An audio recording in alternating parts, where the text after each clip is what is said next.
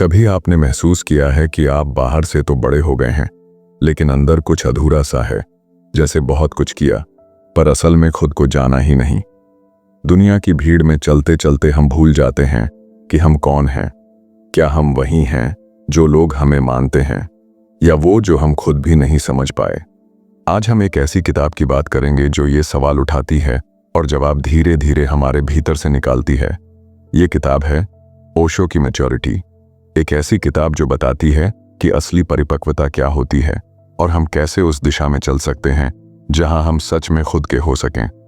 अगर आप कभी खुद से ये सवाल पूछ चुके हैं कि मैं क्यों ऐसा महसूस करता हूं या मेरी जिंदगी की दिशा क्या है, तो ये वीडियो आपके लिए है। अध्याय 1, परिपक्वता क्या है। नमस्कार। कभी आपने सोचा है कि उम्र बढ़ने और परिपक्व होने में फर्क क्या होता है? हम सब बड़े होते हैं, स्कूल से कॉलेज, फिर नौकरी, फिर परिवार। उम्र के हर पड़ाव पर हम कुछ नया सीखते हैं, कुछ नया जिम्मा लेते हैं। लेकिन क्या ये परिपक्वता है? ओशो कहते हैं, नहीं, उम्र तो सिर्फ शरीर की होती है, परिपक्वता आत्मा की होती है। और ये कोई ऐसी चीज नहीं जो समय के साथ अपने आप आ जाए। ये कुछ ऐसा है जिसे हमें भीतर से देखना होता है, समझना होता है, अनुभव करना होता है। परिपक्वता का अर्थ मासूमियत की वापसी। ओशो परिपक्वता को बड़ी खूबसूरती से परिभाषित करते हैं। वे कहते हैं कि परिपक्वता का मतलब है मासूमियत को अनुभवों की गहराई के साथ दोबारा पाना। जब हम छोटे होते हैं, हम स्वाभाविक होते हैं, निर्दोष होते हैं, हंसते हैं, रोते हैं, सवाल करते हैं। लेकिन धीरे धीरे समाज हमें सिखाता है कि कैसे बोलना है, कैसे चलना है, कैसे दिखना है। हम अपने सच्चे स्वरूप से दूर हो जाते हैं और एक नकली मैं को ओढ़ लेते हैं। परिपक्वता वही क्षण है जब हम उस नकलीपन को पहचान लेते हैं और खुद को फिर से उसी मासूमियत के साथ जीना सीखते हैं। लेकिन इस बार अनुभव और समझ के साथ। बच्चा मासूम होता है पर परिपक्व नहीं। ओशो एक बहुत अहम बात कहते हैं। बच्चे को देखकर हम कहते हैं कितना प्यारा है, कितना सच्चा है, लेकिन वो अभी परिपक्व नहीं है, क्योंकि उसे अभी अनुभव नहीं हुए। उसने अभी जीवन को जाना नहीं। उसकी मासूमियत अनजानेपन की है। पर जब एक इंसान जीवन की आग में तपता है, गलतियां करता है, गहराई से देखता है और फिर भी भीतर से मासूम रह जाता है, तब वो परिपक्व होता है। परिपक्वता का संकेत जिम्मेदारी लेना। ओशो के अनुसार जब आप किसी पर उंगली उठाना छोड़ देते हैं, जब आप ये कहना छोड़ देते हैं कि मेरे दुख का कारण वो है, और जब आप पूरी तरह ये स्वीकार कर लेते हैं कि मेरे जीवन की जिम्मेदारी मेरी है, तब आप परिपक्व हो रहे होते हैं। यानी मैच्योरिटी का मतलब है दूसरों को दोष देना छोड़ देना और खुद के लिए जवाबदेह बन जाना।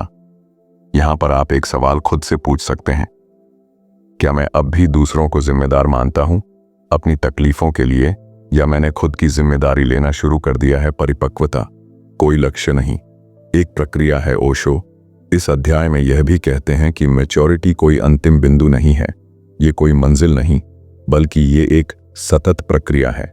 हर दिन, हर अनुभव के साथ हम कुछ और परिपक्व हो सकते हैं। अगर हम जागरूक हैं, अगर हम भीतर झांकने को तैयार हैं, तो इस पहले अध्याय में ओशो हमें यह सिखाते हैं कि परिपक्वता का मतलब उम्र से नहीं होता, बल्कि जागरूकता से होता है। जब हम जीवन को सतही तौर पर नहीं बल्कि गहराई से देखना शुरू करते हैं, तो हम बदलने लगते हैं, संवेदनशील होने लगते हैं, जवाबदेह हो जाते हैं और धीरे धीरे परिपक्व। अगर मैच्योरिटी जीवन की जिम्मेदारी लेने से शुरू होती है, तो क्या आपने अपनी जिंदगी की जिम्मेदारी पूरी तरह से ली है, या कहीं अब भी आप किसी और को अपने दुखों और उलझनों का कारण मानते हैं? चैप्टर 2 में हम जानेंगे कि कैसे समाज हमारी मासूमियत छीन लेता है और हमें नकली बनाता है, और कैसे हम उस कंडीशनिंग से बाहर निकल सकते हैं। मिलते हैं अगले अध्याय में, जहां हम समझेंगे कि जागरूकता की रोशनी में कैसे खुद को देखना शुरू करें, ताकि हमारी परिपक्वता सिर्फ सोच नहीं, जीवन का अनुभव बन जाए। अध्याय 2, समाज का बनाया हुआ नकली मैं। आपने कभी सोचा है कि हम जो हैं वो क्या सच में हम हैं, या बस समाज की बनाई हुई एक छवि है? हम में से ज्यादातर लोग खुद को वैसा समझते हैं जैसा दुनिया हमें बनाती है। बचपन से ही हमें बताया जाता है क्या अच्छा है, क्या बुरा है, किसे मानना है, किसे नहीं, क्या पहनना है, क्या बनना है, कैसे बोलना है, और यहाँ तक कि कैसे सोचना है। धीरे धीरे हम वो बन जाते हैं जो दूसरों को पसंद आता है, ना कि वो जो हमारे भीतर सच में है।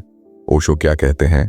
ओशो कहते हैं, समाज हमें एक नकली स्व दे देता है, एक झूठा मैं, जिसे उन्होंने पर्सनैलिटी कहा है।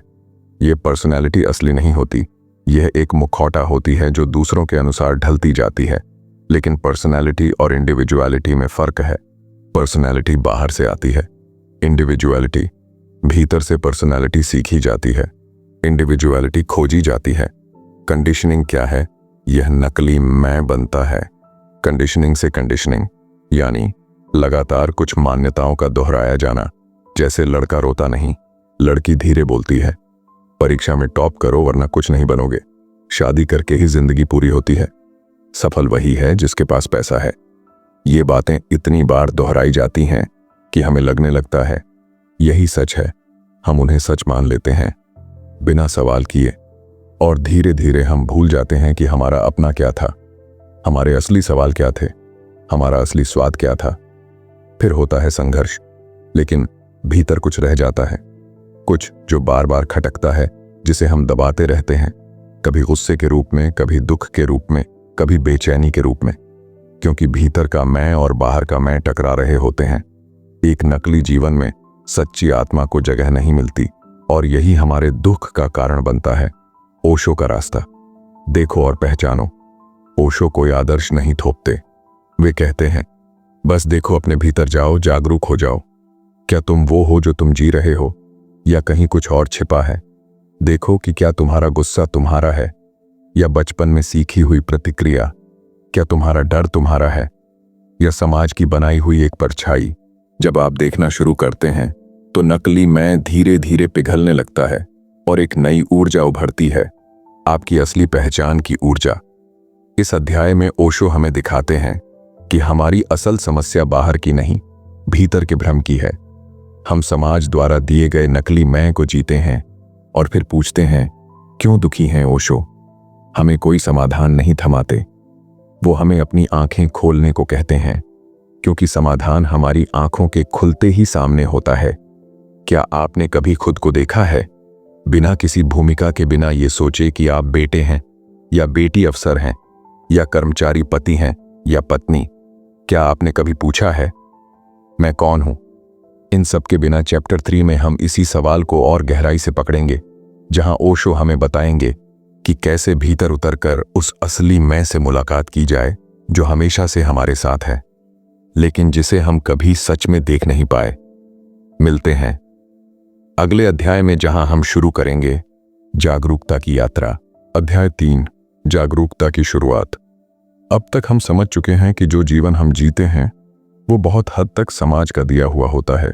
हमने दूसरों की पसंद को अपनी पसंद बना लिया है और धीरे धीरे हम खुद से दूर होते चले गए हैं। लेकिन सवाल है, अब क्या? अगर वो नकली है तो असली क्या है, और हम उस असली मैं तक कैसे पहुंचें? ओशो कहते हैं यही वह मोड़ है जहां से असली यात्रा शुरू होती है, जिसे वे कहते हैं जागरूकता की यात्रा। जागरूकता क्या है? ओशो जागरूकता को कोई जटिल बात नहीं मानते। उनके लिए जागरूकता का मतलब है हर पल खुद को देखना, समझना और बिना जजमेंट के महसूस करना। मतलब ये नहीं कि आप ध्यान में बैठ जाएं और दुनिया से कट जाएं, बल्कि आप वही करें जो आप कर रहे हैं, लेकिन अब उसे पूरा देख रहे हो, जैसे आप खुद को दूर से देख रहे हो।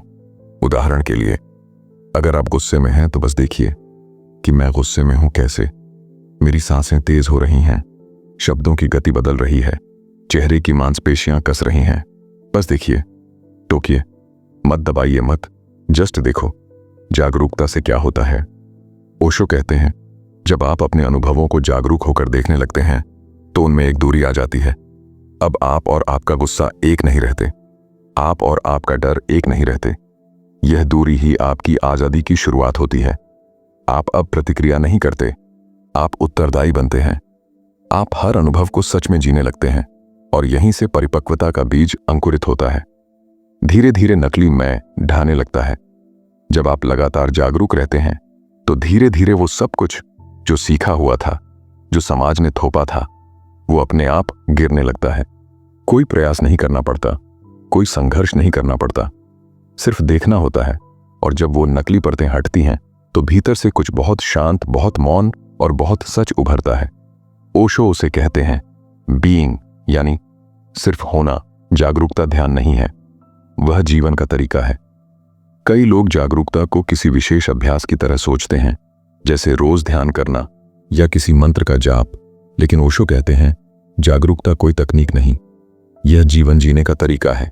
यह तब भी हो सकती है जब आप चल रहे हों, जब खाना खा रहे हों, जब किसी से बात कर रहे हों या जब बस खामोशी से बैठे हों। महत्वपूर्ण बात यह नहीं है कि आप क्या कर रहे हैं, बल्कि ये कि आप उसे कैसे कर रहे हैं। क्या आप उसमें पूरी तरह मौजूद हैं या बस मशीन की तरह कर रहे हैं। इस अध्याय में ओशो हमें वह पहली सीढ़ी दिखाते हैं जहां से हम सच में खुद को देखना शुरू करते हैं, बिना भागे, बिना लड़ाई किए, बस देखकर। और यह देखना ही हमें धीरे धीरे बदलता है। कोई और हमें नहीं बदल सकता, क्योंकि जो बाहर है वो सिर्फ बाहरी है, लेकिन जो देख रहा है वो भीतर का सच है और वही असली बदलाव लाता है। क्या आपने कभी खुद को इस तरह से देखा है जैसे कोई और आपको देख रहा हो, बिना जज किए, बिना टोकते हुए, बस चुपचाप देखना और समझना। अगर नहीं किया तो क्या आप अब इसके लिए तैयार हैं? चैप्टर 4 में हम जानेंगे कि कैसे ये जागरूकता धीरे धीरे एक गहरी मौन स्थिति में बदलती है, जहां न विचार होते हैं, न संघर्ष, बल्कि सिर्फ होना होता है, मिलते हैं। अगले अध्याय में जहां हम उस मौन की गहराई में उतरेंगे जिसे ओशो मध्य बिंदु कहते हैं, आपका अपना केंद्र। अध्याय 4, मौन में गिरना। अपने केंद्र की ओर लौटना। कल्पना कीजिए आप शहर की भीड़ से दूर किसी शांत जगह पर हैं। हवा चल रही है, कोई आवाज नहीं, सिर्फ एक गहराई है, एक मौन है, और उस मौन में आप खुद से मिलते हैं। पहली बार पूरी तरह यही मौन, यही भीतर की शांति ओशो के अनुसार परिपक्वता का असली द्वार है। मौन क्या है? ओशो मौन को शब्दों की अनुपस्थिति नहीं कहते। उनके लिए मौन का मतलब है विचारों से परे जाना, दिमाग की आवाजों से ऊपर उठना और उस जगह पहुंचना जहां सिर्फ होना बचता है।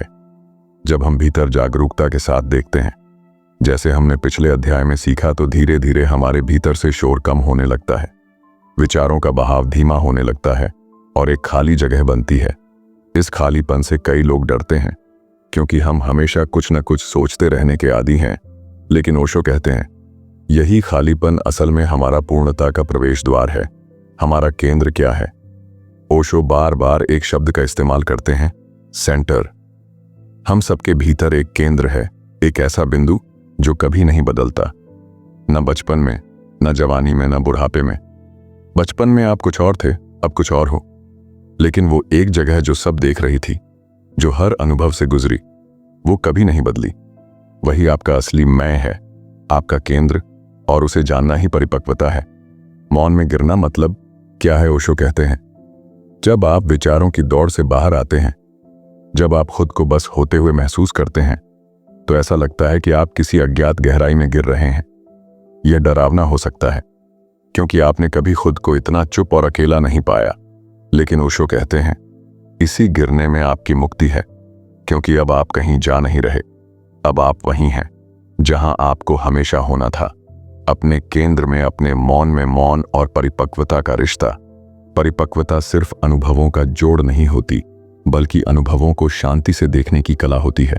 जैसे कोई बुद्ध व्यक्ति बैठा है और सब देख रहा है, बिना प्रतिक्रिया के, बिना डर के, बिना लालच के।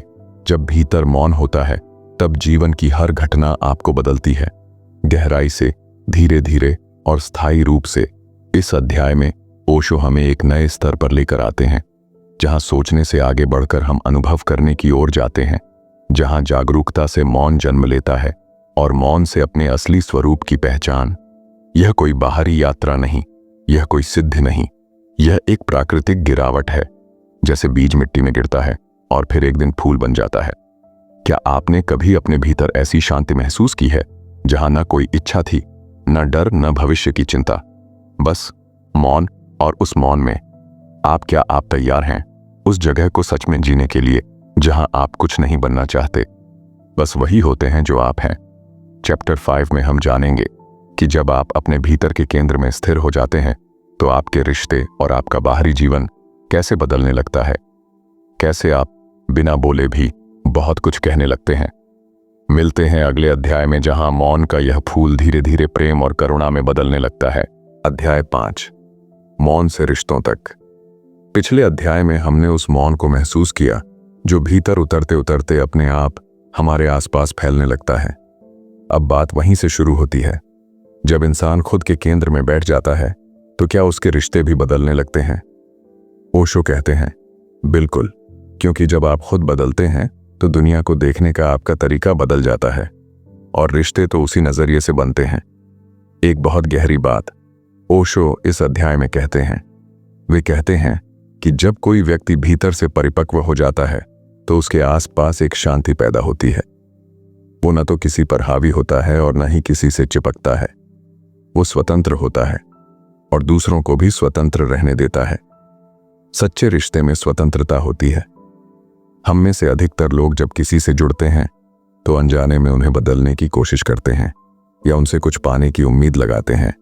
यही वजह है कि ज्यादातर रिश्तों में या तो खिंचाव होता है या दूरी। ओशो कहते हैं, परिपक्व इंसान का प्रेम बिना शर्त होता है। वो प्रेम करता है क्योंकि उसके भीतर प्रेम उमड़ रहा होता है। उसे किसी से कुछ चाहिए नहीं होता। वो अपने मौन से भरा हुआ होता है, इसलिए वो मांगता नहीं बल्कि बांटता है। इंटरडिपेंडेंस यानी सहसंलग्नता। ओशो रिश्तों के 3 स्तर बताते हैं। पहला है डिपेंडेंस यानी आश्रित होना, जहां एक व्यक्ति दूसरे पर पूरी तरह निर्भर होता है। दूसरा है इंडिपेंडेंस यानी पूर्ण रूप से अलग हो जाना, जहां व्यक्ति किसी से कोई जुड़ाव नहीं चाहता। लेकिन परिपक्वता हमें एक तीसरे स्तर तक लाती है, जिसे ओशो कहते हैं इंटरडिपेंडेंस। यह वह स्थिति है जहां दोनों व्यक्ति स्वतंत्र होते हैं, फिर भी एक गहरे प्रेम और समझ के साथ जुड़े रहते हैं। यह संबंध बोझ नहीं बनता, बल्कि एक सौंदर्य बन जाता है, जहां कोई किसी को बदलना नहीं चाहता, जहां एक दूसरे की मौनता को भी समझा जाता है, जहां मौन भी संवाद होता है। मौन से निकली करुणा। ओशो यह भी बताते हैं कि जब आप अपने भीतर के केंद्र में स्थिर हो जाते हैं तो एक और गुण अपने आप प्रकट होता है, करुणा। यह करुणा किसी नैतिकता से नहीं आती, यह किसी नियम या धार्मिक शिक्षा से नहीं आती। यह उस मौन से आती है जिसमें आपने खुद को गहराई से देखा है। जब आप खुद की पीड़ा देख लेते हैं तो आप दूसरों की पीड़ा को भी समझने लगते हैं। आप आलोचना नहीं करते बल्कि समझने की कोशिश करते हैं। आप बदलने की कोशिश नहीं करते बल्कि स्वीकार करना सीख जाते हैं। परिपक्वता का सबसे सुंदर रूप ओशो कहते हैं, जब आप भीतर से परिपक्व हो जाते हैं तो आप एक पेड़ की तरह हो जाते हैं जिसकी छाया सबको मिलती है, जो फल भी देता है और शांति भी, लेकिन जिसे कोई दावा नहीं करना पड़ता, जो बस है स्वाभाविक और मौन। इस अध्याय में ओशो हमें दिखाते हैं कि परिपक्वता सिर्फ हमारे भीतर तक सीमित नहीं रहती, वह हमारे रिश्तों में भी बहने लगती है।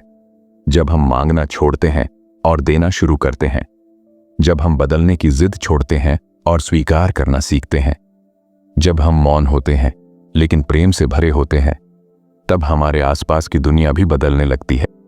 क्या आपके रिश्तों में स्वतंत्रता है या डर और अपेक्षाएं?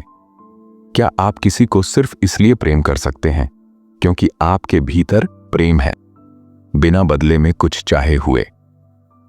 चैप्टर 6 में हम जानेंगे कि इस परिपक्वता की सबसे बड़ी परीक्षा क्या होती है, और वो है अकेलेपन से मुलाकात। क्या अकेलापन दुख है या ध्यान का द्वार? क्या वह शून्यता है या पूर्णता की शुरुआत? अध्याय 6, अकेलेपन से मुलाकात। आपने कभी महसूस किया है कि सबसे बड़ी भीड़ में खड़े होकर भी मन अकेला रह जाता है? या फिर यह भी देखा होगा कि अकेले बैठने पर मन किसी के साथ होने की तड़प महसूस करता है? अकेलापन एक ऐसा अनुभव है जिससे हम सब किसी न किसी रूप में गुजरते हैं, लेकिन बहुत कम लोग इसे समझ पाते हैं, क्योंकि हम इसे या तो डर की तरह देखते हैं या नकारात्मकता की तरह। ओशो कहते हैं, अकेलापन दुख नहीं है, यह एक मौका है अपने भीतर उतरने का, अपने साथ होने का, अपने होने को जानने का। अकेलापन बनाम एकांत। ओशो सबसे पहले एक जरूरी भेद समझाते हैं। अकेलापन यानी लोनलीनेस और एकांत यानी अलोननेस। लोनलीनेस में व्यक्ति खुद से कट जाता है, उसे लगता है कि कोई नहीं है, वह खाली महसूस करता है, कमजोर, अधूरा। लेकिन अलोननेस का मतलब होता है स्वयं के साथ होना, पूर्णता में होना, किसी के होने की जरूरत न होना, बल्कि अपने मौन में ही संतुष्ट हो जाना। ओशो कहते हैं, अकेलापन एक बीमारी की तरह लगता है और एकांत ध्यान की शुरुआत है। लोग अकेलेपन से भागते क्यों हैं? हमारा मन हमेशा कुछ करता रहना चाहता है, कुछ सुनना, कुछ सोचना, कुछ देखना। क्यों? क्योंकि जैसे ही सब शांत होता है, अंदर का खालीपन सामने आ जाता है। हम उस शून्यता से डरते हैं क्योंकि हमने कभी खुद को बिना किसी भूमिका के देखा ही नहीं। ना बेटा, ना माँ, ना पति, ना दोस्त, बस एक मौन अस्तित्व जिसे हम जान ही नहीं पाए। ओशो कहते हैं, लोग टीवी देखते हैं, भीड़ में जाते हैं, बात बात पर फोन उठाते हैं क्योंकि अकेले बैठना उन्हें असहज करता है। लेकिन वही असहजता अगर जागरूकता से देखी जाए तो सबसे बड़ी सीख बन सकती है।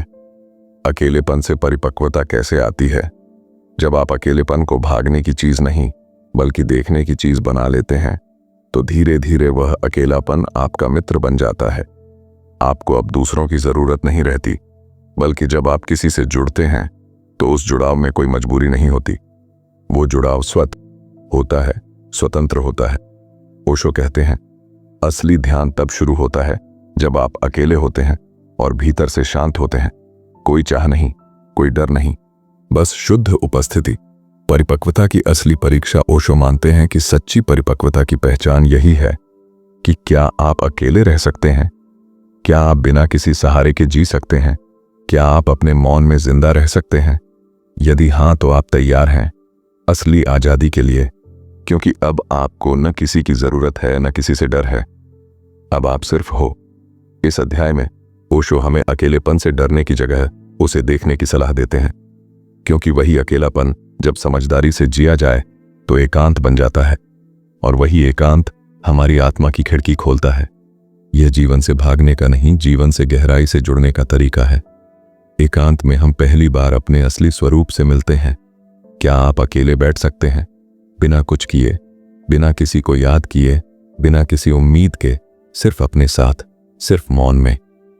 चैप्टर 7 में हम जानेंगे कि जब हम मौन और एकांत में स्थिर हो जाते हैं तो हमारे भीतर ध्यान की वास्तविक ऊर्जा कैसे जन्म लेती है, और ध्यान कोई अभ्यास नहीं बल्कि जीवन का रूप कैसे बनता है।